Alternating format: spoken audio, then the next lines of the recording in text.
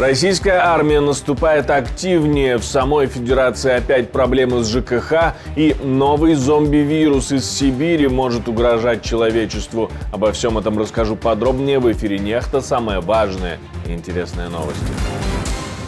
Владимир Зеленский называет мобилизацию вопросом справедливости, а в Верховной Раде все еще ждут переделанного законопроекта. Я особисто на сьогодні не бачу поки що потреби мобілізувати 500 000 людей.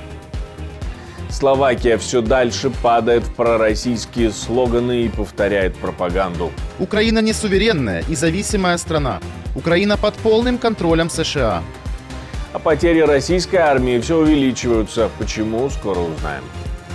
Спасибо, что смотрите, спасибо, что доверяете нам. Не забывайте ставить лайки, не забывайте оставлять комментарии и не забывайте подписываться на наши каналы. Это очень важно и совсем не сложно. Поехали.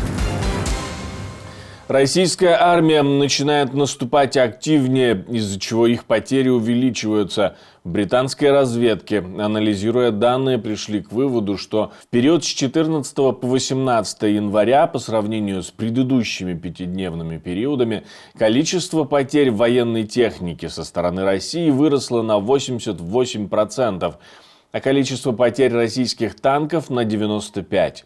Количество потерь в живой силе в оккупационных войсках РФ за тот же самый период тоже выросло на 15%. Способствовало активизации российских набегов, замерзание почвы, что позволило передвигаться бронетехнике. Но все еще не удается вытеснить ВСУ с плацдарма на левом берегу Днепра. Противник рассчитывает на то, что они имеют определенное преимущество в количественных показателях, в огневой поддержке, нанесении ударов и так далее.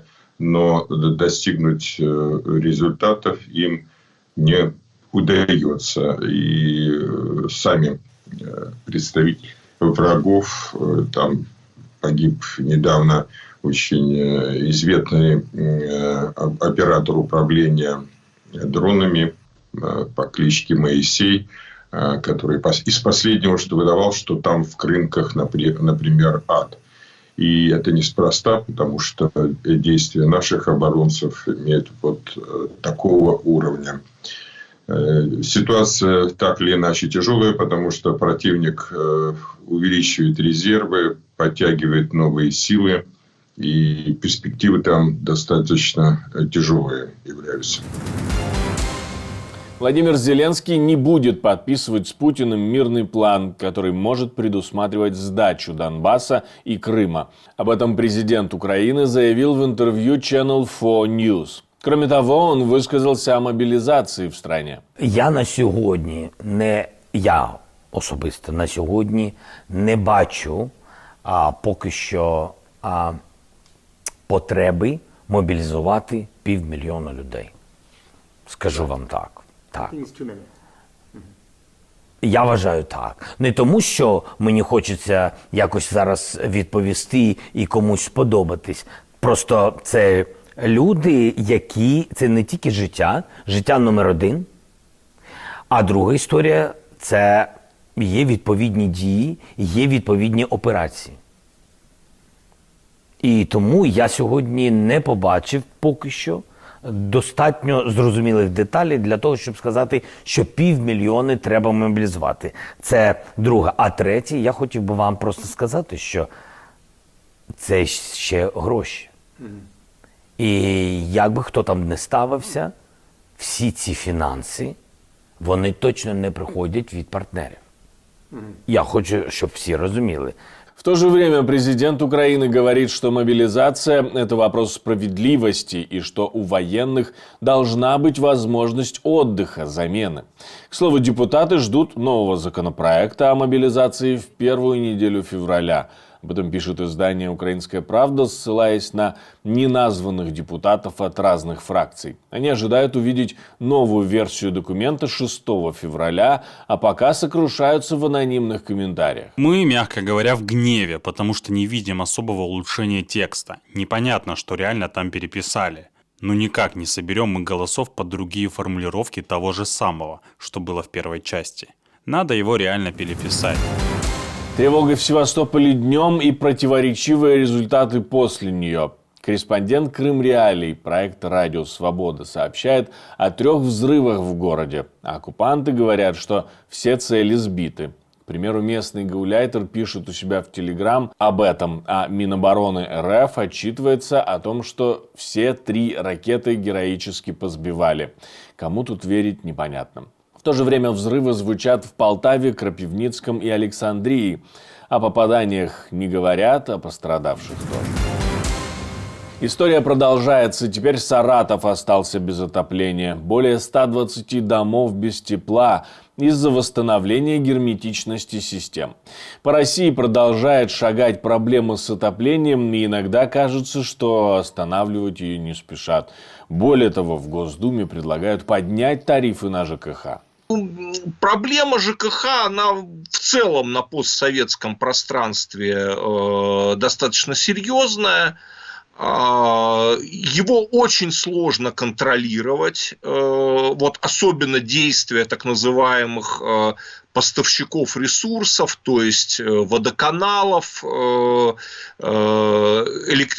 генерирующих компаний, теплосетей, электросетей. Здесь существуют, конечно, очень большие возможности для аудита и экономии.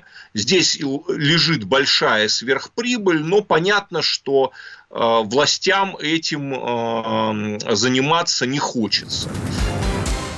С 2014 года Украина под контролем США. Так говорит словацкий премьер-министр в эфире «Радио Словенско». И, в принципе, Украину нельзя никуда пускать. Имеется в виду НАТО или Европейский Союз. Никуда. В 2014 году после Майдана Украина стала полностью под контролем США. Почему президент России отдал приказ применить военную силу в Украине? Ну, представьте Мексику, которая находится рядом с вами. Представьте, что Министерство обороны Мексики станет полностью под контролем РФ. Что вся политическая сцена, включая президента, правительство, находится под контролем России. А теперь представьте, что Мексику включат в военную организацию, где Россия играет доминирующую роль. Что бы вы сделали? Это аргумент рациональный. Украина не суверенная и зависимая страна. Украина под полным контролем США. Интересно, что для этого выступления, как и многих предыдущих своих выступлений, Фицо использует откровенно российские нарративы, и никого это не удивляет. А вот министр культуры Словакии тем временем отменяет запрет на сотрудничество с РФ и Белоруссией в сфере культуры. Этот запрет был введен в начале широкомасштабного российского наступления, и теперь министр говорит, что художники не должны за это расплачивать. Несколько тысяч человек вышли на протесты в Париже против закона о миграции. Они называют принятие этого закона победой крайне правых. За 4 дня до вынесения решения Конституционным советом страны о соответствии этого закона нормам Конституции. То есть они считают закон слишком жестким по отношению к мигрантам. В оккупированной Абхазии сгорело целое достояние республики. Тысячи картин потеряно в огне в пожаре в выставочном зале Союза художников. К сожалению, работы Чачба-Ширвашидзе не сохранились. Сгорела большая часть фонда Национальной картинной галереи, так называемой республики. В него входили более 4000 работ. Ученые предупреждают о вирусах зомби, которые могут вызвать новую пандемию. Угрозы от микробов из прошлого, застывших в вечной мерзлоте в условиях глобального потепления, беспокоят ученых по всему миру. На данный момент анализ угроз пандемии сосредоточен на заболеваниях, которые могут возникнуть в южных регионах, а затем распространиться на север. Напротив, мало внимания было уделено вспышке, которая может возникнуть на крайнем севере, а затем отправиться на юг. И это оплошность, я считаю. Там есть вирусы, которые могут заразить людей и начать новую вспышку заболевания. В 2014 году команда ученых изолировали живые вирусы в Сибири и показали, что они все еще могут заражать одноклеточные организмы, даже несмотря на то, что они были похоронены в вечной мерзлоте в течение тысяч лет. Дальнейшие исследования, опубликованные в прошлом году, выявили существование нескольких различных штаммов вируса из 7 различных мест в Сибири и показали, что они могут заражать культивируемые клетки. Одному из образцов вируса было 48,5 тысяч лет. Именно эти вирусы не опасны для людей, но кто знает, что еще таит в себе вечная мерзлота. Не все олени уехали из Подмосковья. Сейчас полиция разыскивает организаторов вот таких вот приключений. Ищут водителя, а полиция заявляет, что даст всему этому правовую оценку. Наверное, после задержания.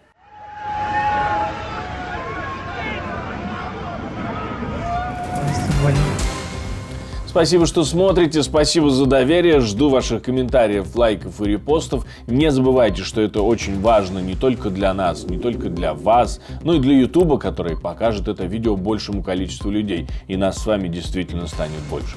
На этом все, до встречи и хороших вам новостей.